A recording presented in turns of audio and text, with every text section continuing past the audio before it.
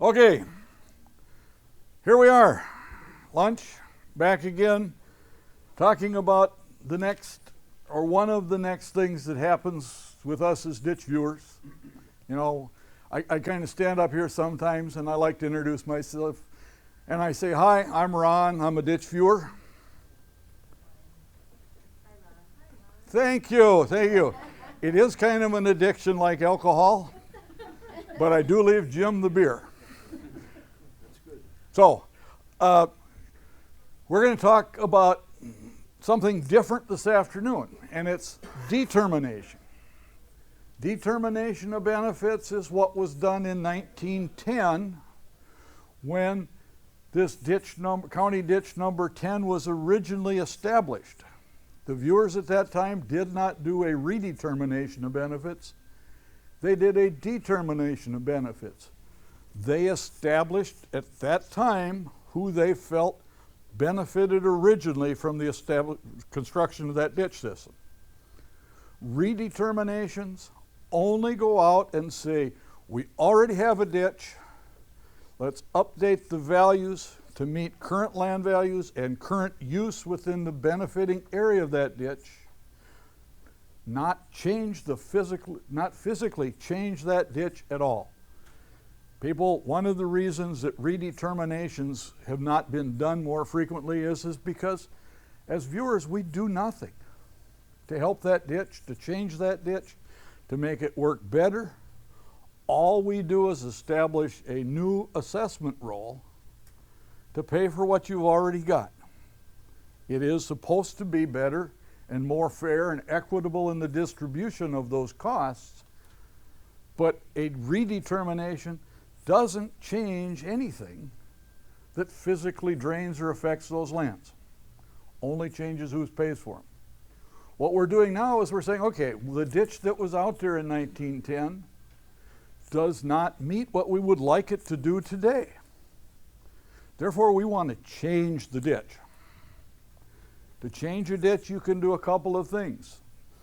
You can abandon it and say, well, the ditch didn't work very good, we don't want to take care of it, let's abandon it. It's a difficult thing to do, but you can do it if you show that it serves no public purpose or provides no public benefit. Or you can improve a ditch.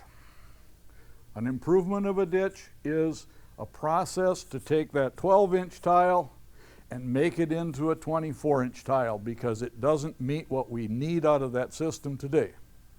There's a lot of environmental criteria and other things that are involved in that process. I'm not going to go into much of those. We're going to try to stick with just the determination of benefits for an improvement of a project. So, Jim had notes, I don't. Okay, so it's a separate statute. We're going to first talk about separable maintenance. I think that's a part of this process that people don't really well understand. It says in the statute, when you improvement of a drainage system, and if the petition is for a separable part of a drainage system that is in need of repair, you can apply separable maintenance. Separable maintenance is that when you do an improvement, that the cost of repair is subtracted from the total project cost, and that cost is distributed based on the benefits of the existing system or as redetermined. So that the repair costs are still spread on everybody that's affected by the ditch. You know, it's the road system, and whether the township road is on the east side of the township or the west side of the township, when you fix a township road, it doesn't matter where the road is. Everybody in the township pays to take care of all of the township roads. The same thing happens with the ditch system. When it comes to doing improvements, though, only those people that benefit from an improvement pay for that improvement. Everybody may have to pay to take care of what's already out there. But my branch goes off to the east, Jim's on the west branch. Jim has to help pay to put that 12-inch tile back in if it's not working. but I really wanted that 24. The extra cost of going to a 24, Jim shouldn't pay for because it's not doing him any good. If it's doing me good, then the people on the East Branch are the only ones that will pay for it. Keep going, Chris. You keep me on schedule. Okay, the repair portion, which is that separable maintenance, is assessed against all property benefited by the entire drainage system, and the balance of the cost of the improvement is assessed only in addition to the repair assessment against the properties that benefit by that improvement. So when you look at that in the report form, you've got a $100,000 project and $60,000 is the repair, and you're going to get Jim's report for the redetermination, and it's going to say estimated cost is based on a $100,000 project, but only $60,000 is maintenance. The improvement report is going to say $100,000 minus the $60,000, therefore the improvement cost is $40,000. If I'm on both reports, it's going to cost me what it does to add both reports together. Separable maintenance talks about the capacity, the hydraulic capacity of a ditch system. So a ditch system can still function, but be out of repair. And then it gets to be a board decision. At what point does the system require maintenance that equates into the cost of replacement? You know, hydraulic capacity, if you go through the analysis, a 20% reduction in capacity, and that can be just surface deterioration, misalignment, may cause a loss of 50% of that repair benefit because now the water sits out there for 2 days instead of being gone in 28 hours. And now I lose my crop instead of getting the water off just because it takes longer to get through that system. And when we analyze the system, we look at water goes 3 ways. It goes up, it goes down, and it goes through the outlet. So if I got a pipe, part of the water, if it stands there very long, comes out the end of that pipe. Part of it soaks into the ground and part of it evaporates or goes up through the evapotranspiration of water back up into the atmosphere. That's what happens over the ponding periods. Well, if you reduce that pipe, it does not increase how much goes into the ground or how much goes into the air. It eliminates that outlet, which means then that extra water sits there longer and means that the ditch system's out of repair, and the board will determine whether or not that repair is necessary and therefore should be assessed as separable maintenance. Okay, I got repairs. I forgot to print this out, so I'm going to have to turn around all the time and look. But this was, repair is to maintain as nearly as practical to the same hydraulic capacity as originally constructed and subsequently improved. Subsequently improved just means that if they built that 1910 ditch and it was a 10-inch tile, and in 1950 they put in a 15-inch tile, the subsequent improvement is that they put a 15 in. So we don't start with a 10. You'd repair the improved 15-inch. I still may need that 24 to meet today's design standard. Incidental stuff means that you can repair because it shifted or because now we have laser laid tile, and back then it was a lot of hand dug stuff up and down. And this is a 1910 ditch system. It was built for 1910 farming practices, and I would imagine if I went and talked to any of those producers, the only thing they're using that is from 1910 is this ditch system. Everything else that they had has been replaced, including probably a few of the operators. Okay, ditch system, originally built, repaired. You can see here's where they had the wetland areas that were probably the most benefited areas within the system. Those were the areas that were determined as benefited, the highest value, or probably the only benefited areas in 1910. As of right now, because of the drainage and change of this watershed, those are the areas that still need the improvement the worst. Okay. Okay, that's just same as Jim talked about what's in the viewer's report. Just it's no different. The viewer's report for a redetermination, improvement, or no ditch, the requirements are the same. Yeah. You want to do these again, Jim? No. Oh. Okay, so Jim talked about how you do benefits. Benefits are established based on a market value increase. We use the income approach and this analysis to determine how you break that down. Okay, I got a farm that sells for $5,000 an acre. Not every acre of that farm is worth $5,000 an acre. Some are worth $2,000, some are worth $8,000. But the sales data tells us that farms are selling for $5,000 an acre. That sets the limits of our benefit values, because if I can buy a well-drained farm of equal productivity for $5,000 an acre and I don't have to deal with drainage, why would I spend money on drainage and pay $5,000? So we go through the income analysis to break that down to match our benefit classes to show that these had zero value without a ditch, now they're worth $5,500. That's the value added because of the ditch. You know, this is probably $7,000 average sales. The B lands, because they had a value before ditches, have gone up, but the market says this farm now sold for $7,000 an acre. The benefit isn't $7,000 per acre. Okay, let's do a little bit different. Did we ever have a laser? Yeah, I got one there. Instead of sticking my hand in front of the screen. All right, Jim had.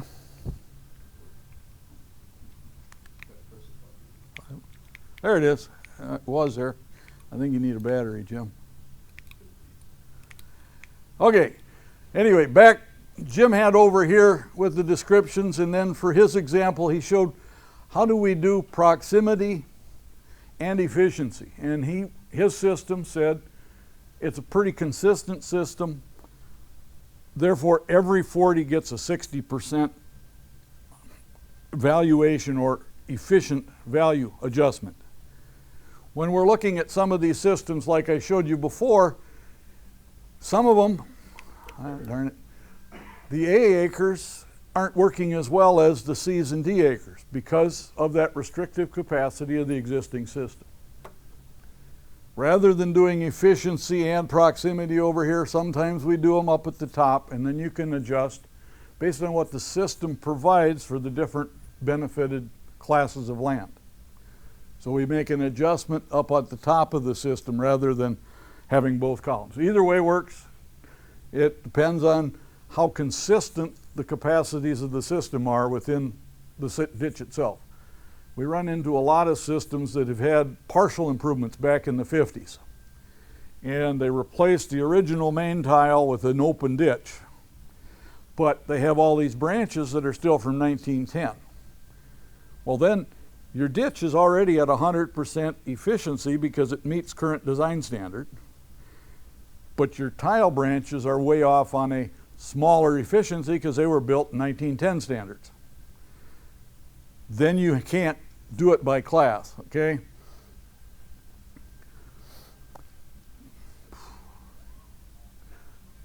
This one talks then about what Jim had looked at, and if you look at the maintenance cost of a project is $960,000.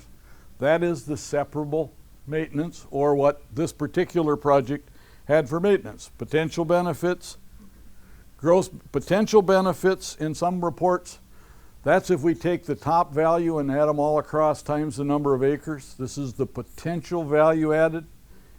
Rather than making a 60% adjustment and then coming across, we said, here's what's potentially out there. Gives you an idea of what values still remain that you can use for improvement. Then your gross benefits, and then the proximity adjustment gives you the net benefits, and from that you estimate the costs. Same type of thing with an improvement project as with a redetermination or the original determination of benefits. The big difference when you're looking at improvement is you are not starting from no drainage. You're starting at someplace in between. We went from no drainage, and what we tried to do so that we can compare apples and apples is we go from no drainage up to what you would have if NRCS standards were met with the capacities of the ditch system. Then we adjust backwards down to say, well, this is that part of the benefit provided by the current system. When you're doing an improvement, you have to start at that level that you already have. So you're starting in the middle and then making it better, so that the same basis of benefits is what do you have now, what are you going to have in the future, and why. Increase, does it make it better in the market? Are you going to be able to sell it for more? Will it have an increased potential? Not from zero, but from what's out there currently. Anything that is necessary to make it back to what you currently have is repair, and that's charged either as just maintenance or, if it's part of a big project, the separable maintenance. Same thing with the contributing water or the accelerated runoff considerations that you look at is the same statute. We don't get a new statute for improvement. Okay, here's off of one of the plans that looked at an improvement. This is a tile system, and if you go back comparing 1910, the engineer has come up with this is what the current system provides as far as inches per day of runoff.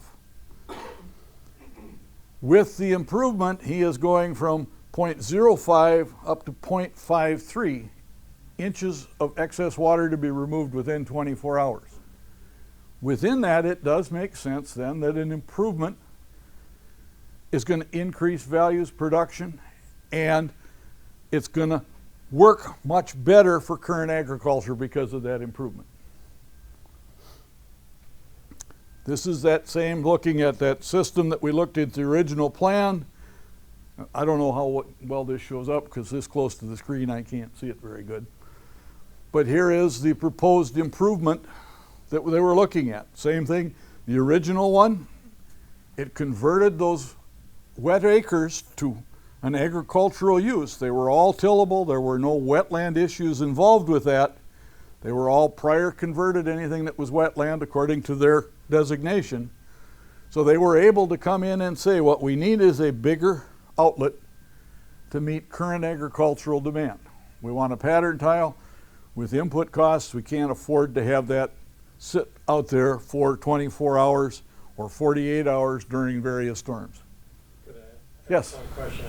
Going back 2 slides where you had your coefficient, okay, how come you just don't start at that point and say the system is going to improve it to a 0.53 and we already had a 0.05 for those acres, and use that as your separable maintenance starting point? Or Okay, the question is why don't we use a 0.05 and go to a 0.53? That's what we do as far as the hydrologic Correct. portion of it. When you're doing benefit from a ditch system, the way it's been explained is that the engineer determines and establishes a hydrologic benefit or change in the hydrology of the watershed that the project will provide. The viewer's job is to verify that there is a hydraulic benefit, which is, I'm going to trust the engineer and say, yes, it went from 0.05 to 0.53. It's going to work better. That's my verification. But our job is to take the hydraulic benefit and equate it into an economic value.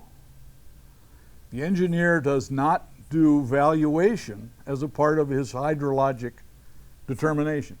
They have an understanding and they say, well, these projects have worked in the past. It should be feasible, in my opinion. But you do not establish benefit value.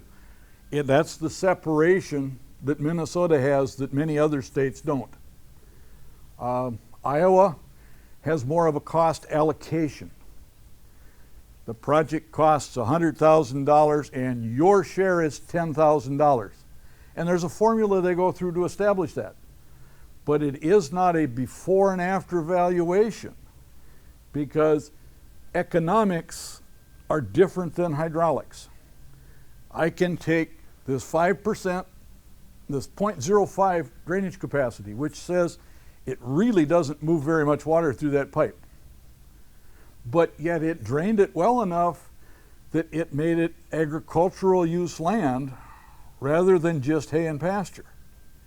So I can't say that out of that $5,000, that land is now worth $250 or 5% of the value change just because that's hydrology.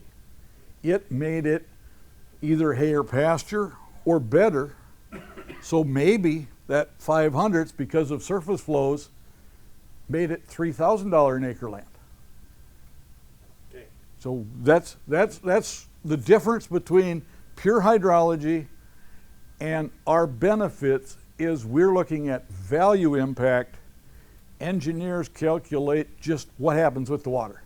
Yes, sir. I can't quite see the chart here on the right. Are all of them above 0.5? They go from a 0.5, 0.03 up to a 0.13.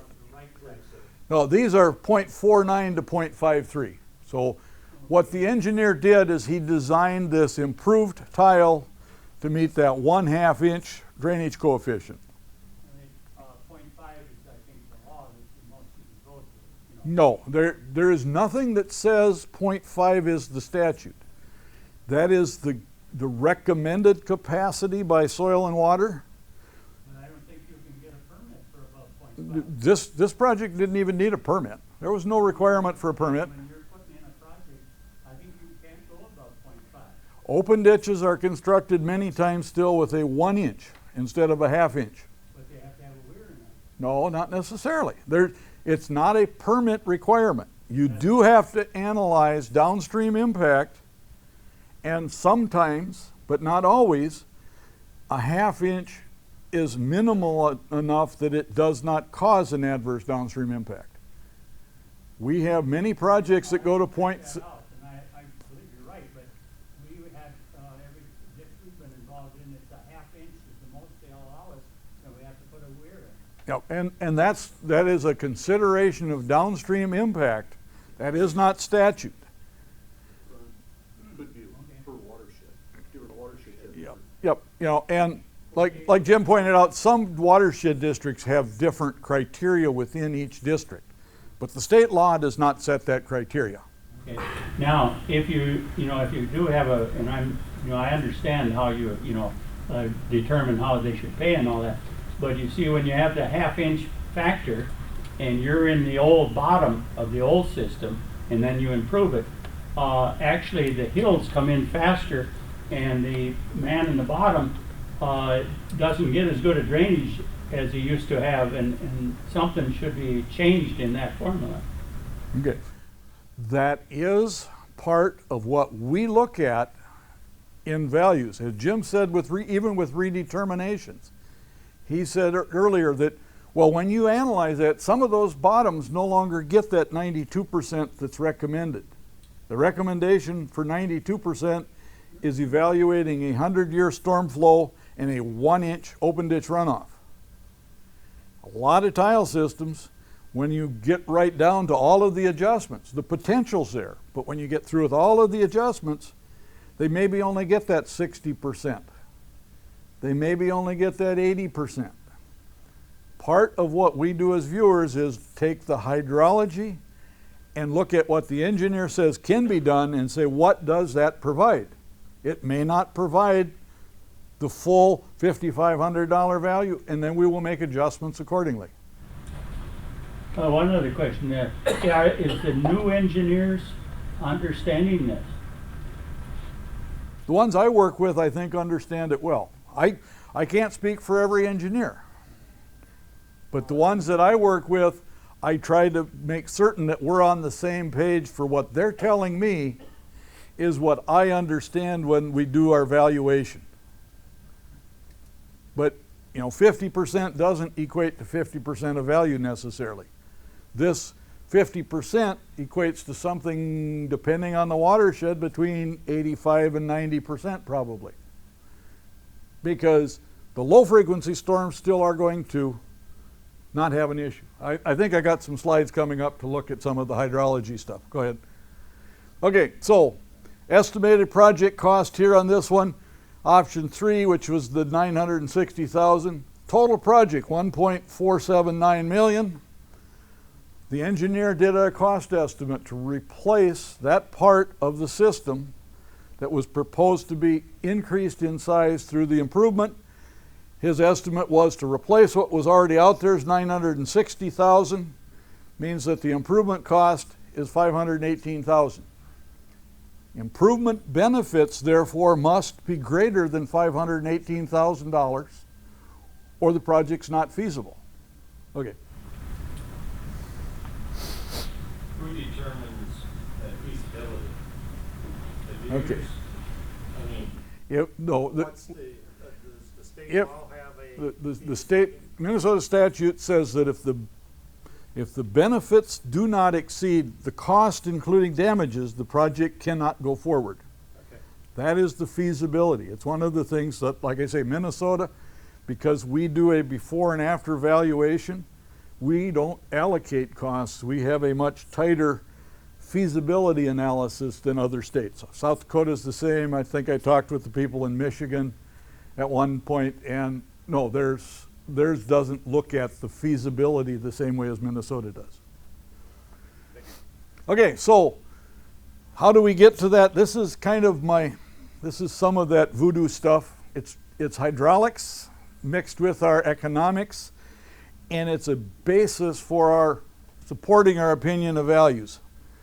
This ditch system, I said, okay, it's about 450 acres. It's currently got a 16-inch tile, and that 16-inch tile has a discharge of 3.5 cubic feet per second. That's the pipe portion of the hydrology. Here is the rainfall, this is based on the runoff curve. This is the amount of runoff from each acre within that watershed. I've accumulated an acre-foot volume of water. So it says this 450 acres generates 23 point something acre feet of total runoff. That's not total rainfall, that's total runoff. That's the amount that moves from this acre down through the system that the drainage system or some system has to accommodate. Our discharge is 3.5 cubic feet per second. What I've said, based on looking at the watershed, the storage area within that watershed, and typically conversations with the landowners, is that out of this 23 acres, really only 65% of it goes through the pipe. The rest of it, once that basin gets full, runs overland. And so it says that the water sits out there for about 53 hours before that water can get back into that pipe and then disappear so the saturated conditions aren't out there. When you look at the analytical evaluation, you got a 100-year frequency of storms. You got 100 storms distributed within the 100-year cycle. 50 times within that cycle, it's a 1-year storm. The other 50 times, it's greater than a 1-year storm or a 2-year storm or greater. Out of that cycle, you got only 1 year that's a 100-year storm. You got 2 that are 50-year or greater, but one of them is the 100. So you get 100 years of rainfall distribution. Here's our hours of ponding. You know how to go forward and backwards? I do. Okay, go forward once. What we did as a Viewers Association, because we've tried to work with agencies in determining what impact does a period of ponding or saturated conditions have on production. And as of date, no one has really given me good scientific information that says if it sits out there for 24 hours, you lose 2%. If it's 48 hours, you lose 20%. We gathered information from the university in Waseca In Lamberton, we talked with the federal people, and the federal people, when you look at a federal project, they say, well, yep, if it floods, you go from no flood, and then you get 100%, and if it floods, it's 0. Why? Well, it's kind of like Red River Valley. Once it gets out of the ditch, it's out of the ditch for a week before it gets back in the ditch, and it's pretty easy to say, yep, if it's been out there a week, it's a 0. You don't get anything out of it. What we've done as the Viewers Association is through discussions with the agencies and with all of the producers, sat and said, well, what really happens? If it's out there for 24 hours, you get something between 95 to 100%, depending on weather conditions after the rain, depending on what time of year that rainfall occurs. You may suffer no loss if that's underwater for 24 hours. And we've gone out here to where 72 to 78 hours, anything longer than that, we said, yeah, it's a 0. A few years back, we had an October rain that was up in that 50 or 100-year rainfall cycle. Places were underwater for a week, and it did not affect yield. It was just dirty because the crop had already been made. Well, we don't mess with that. But we came up with this as a guidance document because there's no true science to support that, but it is practical when talking with producers and using the information that is available. Go back a slide. So when I come back here then and I look at what type of production does each class of land give us, if it's underwater for 53 hours, it says that 50% of the time you get 53 hours, I get 39% of my optimum production. You work it all the way down and it says this system for 450 acres at 3.5 only gives me 20% of my optimum yield in my A acres. Economically, that says that the highest and best use is probably hay and pasture. It was a wetland with no agricultural value. It's been partially drained, but if it only produces 20%, that doesn't cover input costs. And I was probably better off in 1910, it was probably made to be hay and pasture.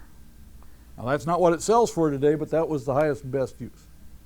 Okay, next one. Here's that analysis. I only got 20% of my production, subtract my production costs, and the current value of that ditch system is minus $2,780. Tells me the guy shouldn't be farming it right now because he's losing money. Now we don't count insurance, so I can't tell you about that, but it does say when you get back into some of the other ones, if the bees are producing 70%, because now that's removed the storage area to where the bees don't flood as often, well, that's worth $1,650. Okay. Now we go back and we put in a 30-inch tile with 13 cubic feet per second capacity. All of a sudden, the amount of the volume of water that goes down the pipe increases greatly because the pipe can take more of that. You don't have to let it sit there for the evapotranspiration. You eliminate a lot of that surface flow from it overflowing during larger storms because now it goes through the pipe. You do the same type of analysis with the same production. This particular example now comes up with that you're getting about 87% of your optimum production. Next one. Okay, rounded to 85. Now it's worth $5,250.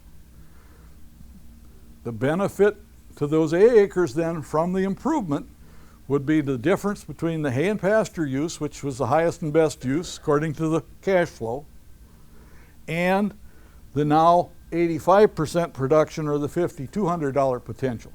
That's the improvement benefit. As you go over to the C's and D's, they were really productive before. They didn't get as good a production. They didn't get 100%. See, this one, because this isn't up to 92, this one still is only estimated at 99. So, Would the temperature make some difference there during those days? okay. Weldon's question is wouldn't temperature and growing condition after those growing days make a difference? That we try to figure into what we use for our 185 average yield. And that's why it can go, the impact goes from 95 to 100 if it's only out there for one day. Because if it's really hot the day after it rains and the corn is only this high, that particular year it may burn it off.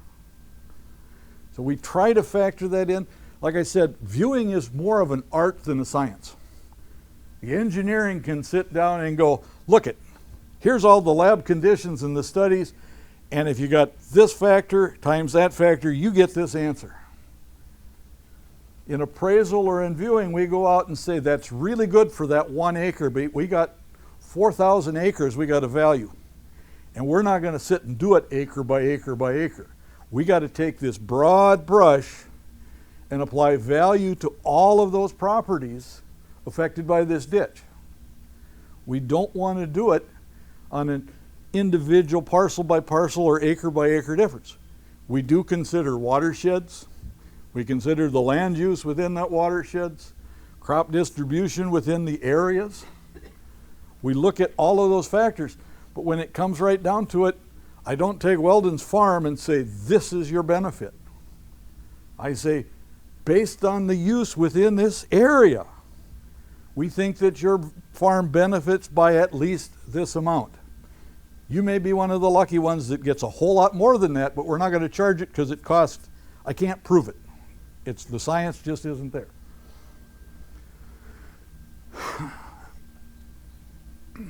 Okay, same thing here. We had 35% up at the top with our A's under our redetermination. Said highest and best use, $1,500 an acre hay and pasture. What does the improvement do? Well, it makes it 55% of the potential value is attributable to making that system bigger. So instead of getting $5,500, the improvement is adding $3,000 an acre to those acres that were classified as A's. You go over to the D's, and it's only providing $58 to the D's, 10% increase, because apparently back on the other slide I said it was 90, because my calculations in the middle said it went up to 100. Okay, the other thing that you're looking at is up on the top again, is the project cost minus the separable maintenance gives you what's necessary to make the improvement feasible. Benefits and damage statement, and Jim quick went over that. The real difference is this is under 315. It's a different statute. 351 deals solely with redeterminations and the criteria necessary to do redeterminations. 315 is for the determination of benefits, new ditches, laterals, everything else. It's a different statute number. I'm going to look to Jeff. He's answering his phone, never mind. And as we look at this, it says that this is a petition, as a separable portion of the drainage system will be replaced. This was a petition for an improvement. Therefore, it's based on, from what's out there, assuming it's in a reasonable state of repair, and what will be out there with the improvement to the ditch system. One other thing that I like to try to work with drainage authorities and ditch inspectors, when we do these, I try to clean up past clerical errors or administrative errors. Not current auditors, they're perfect, or close. Well, not that good, but close. But so many of the projects we come back into, and they've replaced the original 1910 tile in 1956 with an open ditch. But the record never indicated that they abandoned that original tile. So here you got an open ditch, and 40 feet over there, you got a 28-inch tile that was cut every 400 feet. We go through and try to clean up the records and say, as a part of this process, this is for a redetermination, improvement, and partial abandonment. So we clean the record up and then say that all replaced original tile branches will be abandoned from public maintenance and will become private tile. We don't go out and plug them. They're always cross-connected so they can still continue to work, or generally. If they're so obstructed with mud and slop that you don't want to, you don't have to, but then they're not working anyway. But all functioning tile are normally cross-connected to make certain that they still maintain an outlet with the improved outlet. but the old tile become private tile. There's no reason that the system should take care of a 28-inch tile that serves 7 acres of watershed. Okay. Okay, one of the other things, property owners reports, what I try to do is make certain it's the same description, but I try to get through and analyze total benefits. Here's the redetermined benefits, the improvement benefits, the improvement cost. Here's the total benefits from the redetermination, total improvement benefits, the share of the benefits once improved. Jim said when you do a redetermination, we like to use $10,000 or $100,000. And that's so we can generate this number. This particular property will pay 5.779% of all future maintenance expenses, assuming the improvement is done. Then we go down and we talk about the separable maintenance cost of this property is $30,000. The improvement cost of this property is $44,000. Give them all of the information, and a lot of times what I try to do is give them some type of an estimated annual cost. Working with boards, I'll say, well, you know, what kind of payback schedule are you looking at? What kind of current bond rates are there? This one I said 10 years at 5%, that this property's taxes for special assessment are going to pay $9,700 per year. That's going to be their cost to do this improvement. Okay, Jim will explain. He has a story. I got a story always. The separable maintenance, told Ron I wanted to hit that up once. What the separable maintenance is, and that's where a lot of the farmers are getting confused, or the landowners are getting confused, because they don't understand it. Let's take an example, I haven't got it up there, but take an example of a 7,000 acre watershed here. Water's going that way, okay? Here's a big ditch going that way. All right, there's tile lines coming all the way up here too. All right, all the way. Well, what they're going to do now in that particular project is they're going to replace some of these big tile, or these tile with bigger tile. Okay, the tile that's in there now is 100 years old. If that breaks, who's responsible for it? Everybody. If it's a county tile, right? That's called maintenance. How do you determine the maintenance? By this redetermination that I did. I did a redetermination on that project, okay? Here it is. That's how you determine who's going to replace that tile that's in there, because it's no good. It's 100 years old. Okay? So the guys over here are, and how much does that cost? This whole project, all these things, is going to be $2.1 million. To replace what's in there, the 12-inch, the 8-inch, 10-inch, 8-inch, all that, all those, out of the we'll say $2 million, that's going to cost $1.2 million to replace what's in there. Well, who has to pay the 1.2? Everybody. It's called maintenance. So you got this guy over here that's on a little tile line. He's going to have to help pay that 1.2 million over there. What's he thinking? Yeah, you know what he's thinking. Okay. Now the rest of it, the 800,000, that's the improvement, because they say instead of replacing that with a 12 and a 10, let's put a 24 in there because that's what it needs. So the engineer figures out the cost. Well, how much more does it cost? It costs you 800,000 more. This guy doesn't have to pay that. That's improvement. It's over here. But you got to pay for maintenance, because the redetermination is the maintenance one. Then we have an improvement one for just these people. These guys aren't listed as improvement. I get to my 4430 story. Thank you. Yeah. Hi. John Deere 4430s. Farmers you know about those. The early ones, 74, 73, 74, they had a weak rear end in them. They had a weak rear end. The rear end always went out in those 4430s. Well, if you had one and the rear end goes out, you got to fix it, right? That's called maintenance. You got to fix it. How do you fix it? By this report right here. Everybody helps fix that. But why would you put in another weak rear end? Give them a 4020. The 4440s had a tougher rear end. Well, it cost you $2,000 to put that weak rear end in. But do you want to do that? Oh, heavens no. I want to put this heavy duty one. How much is that? That's $3,000. $2,000 is called maintenance. Goes in that report. The other $1,000, because you're getting an improvement, that's called an improvement. The extra $1,000. So that goes just to these people. Does that make sense? Yes. So then after you do the improvement, is it then, if you do maintenance on that same tile, is it then everyone, or is it just? No, Good question. After you do the improvement, Remember I did the redetermination first? Here's the redetermination that everybody's on. The improvement paper, another improvement report, just these people are on that. After, that's how you build that thing. Redetermination pays for part of it, the improvement pays for the rest of it. After they're done, you know, I got 2 reports, then the auditor takes the 2 reports, adds them together. That's how you fix it in 5 years. That is, These guys got more improvements. that is then becoming the repair of the ditch system as constructed or subsequently improved. Many of these systems have had improvements through the 50s, the 80s. Even some of them that were built in 1918 were improved in 1922 because they found out what they put in didn't work. So you got 2 lines running next to each other instead of 1. Well, that was back then you were able to repair a ditch system by improving it to meet its intended use.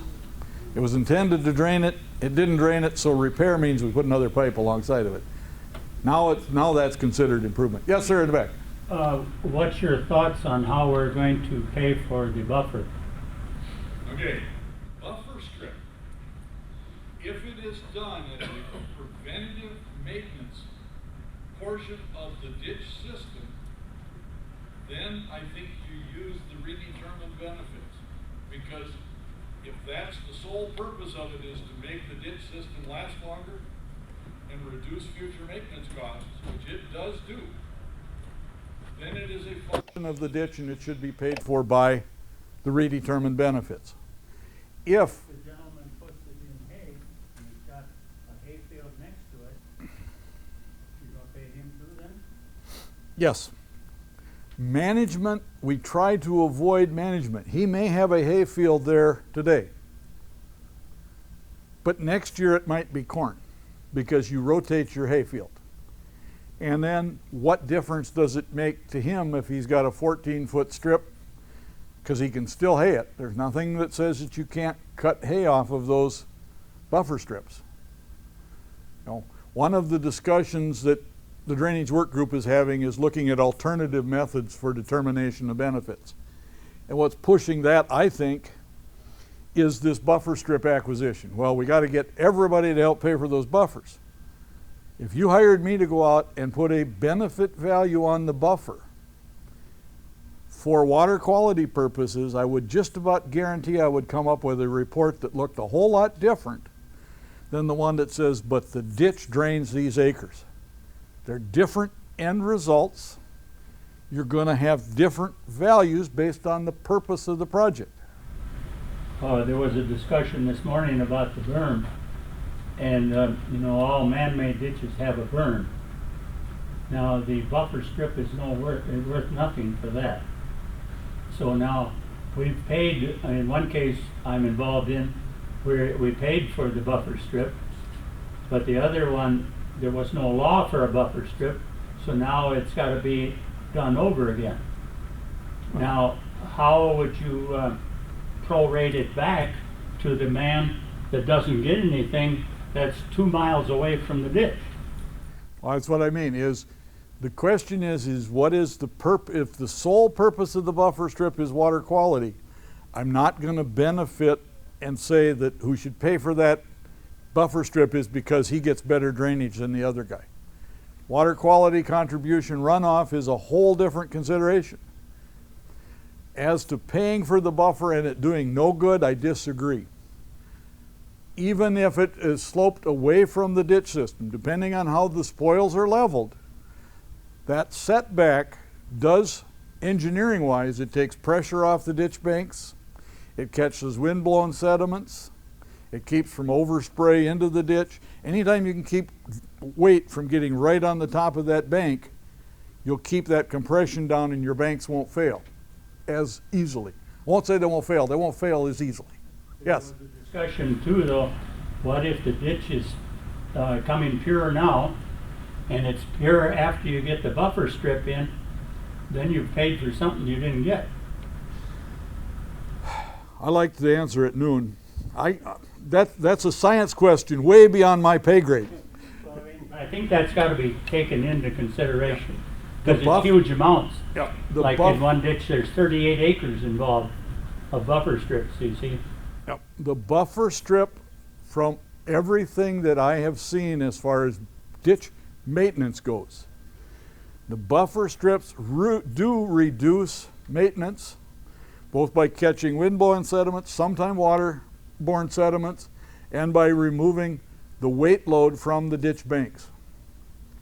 Now, that's what the ditch buffer law was written, was not for water quality in 1955 or 71.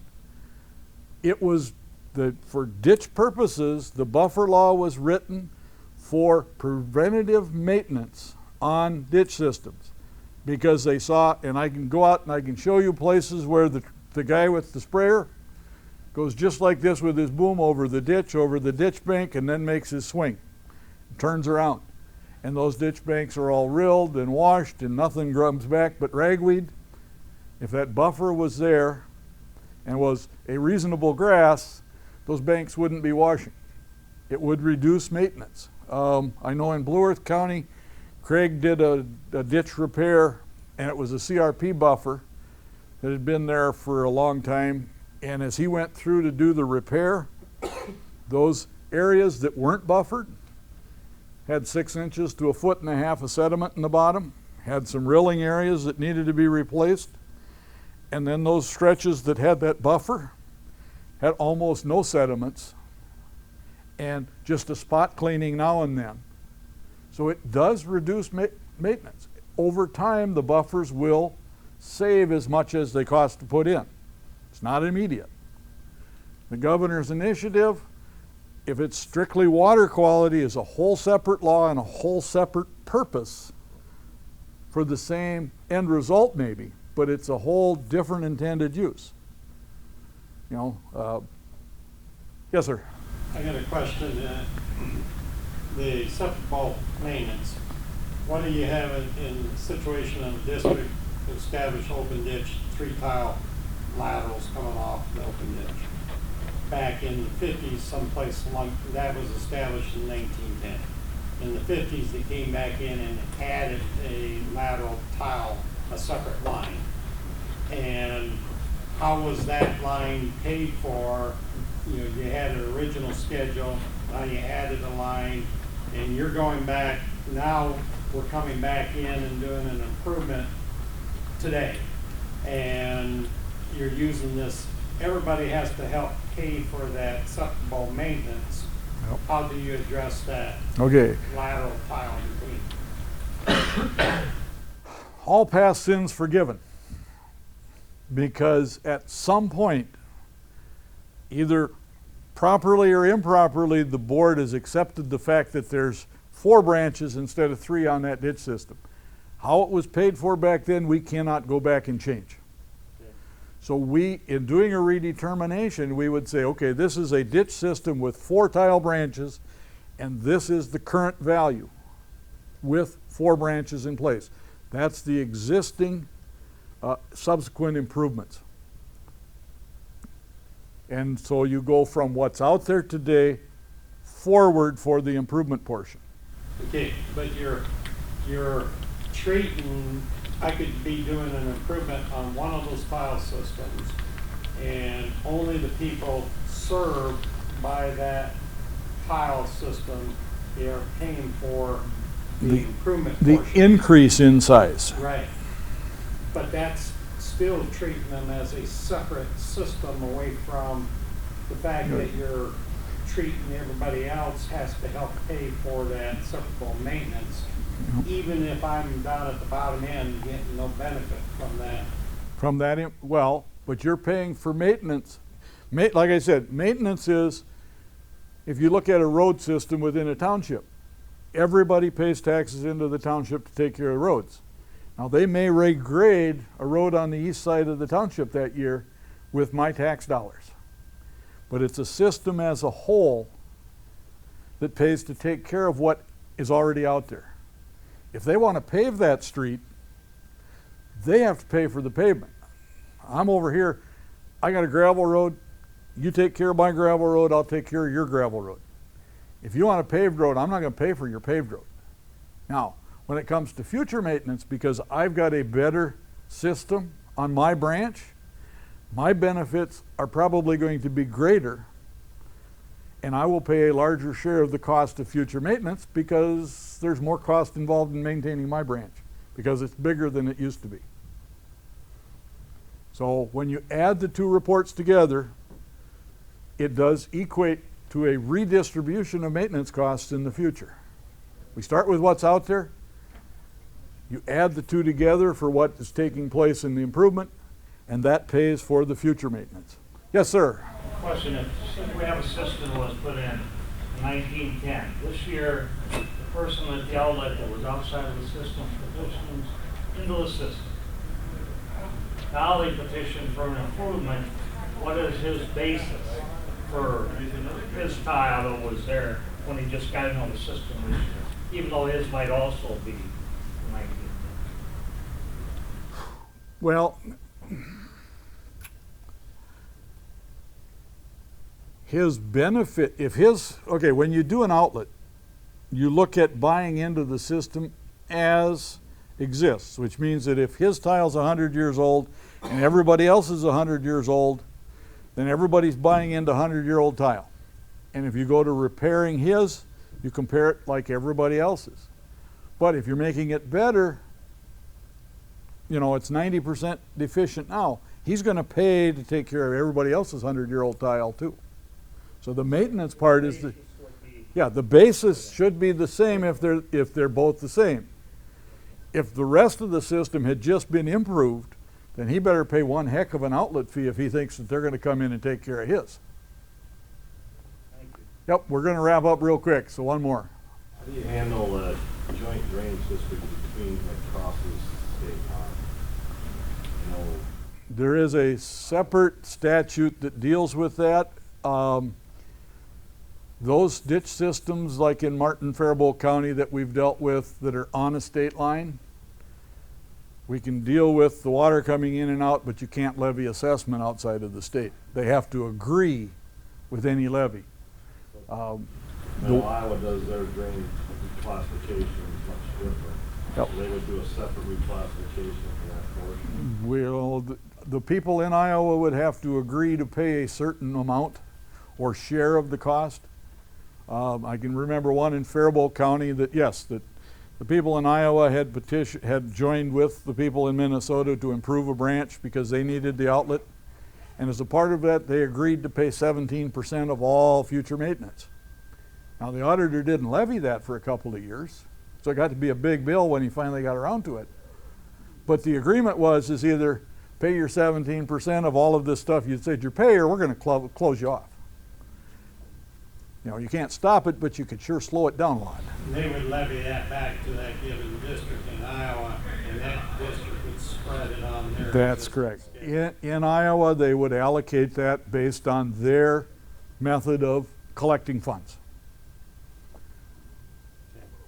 All right, well, thank you for coming. I hope I answered questions or confused you, or both.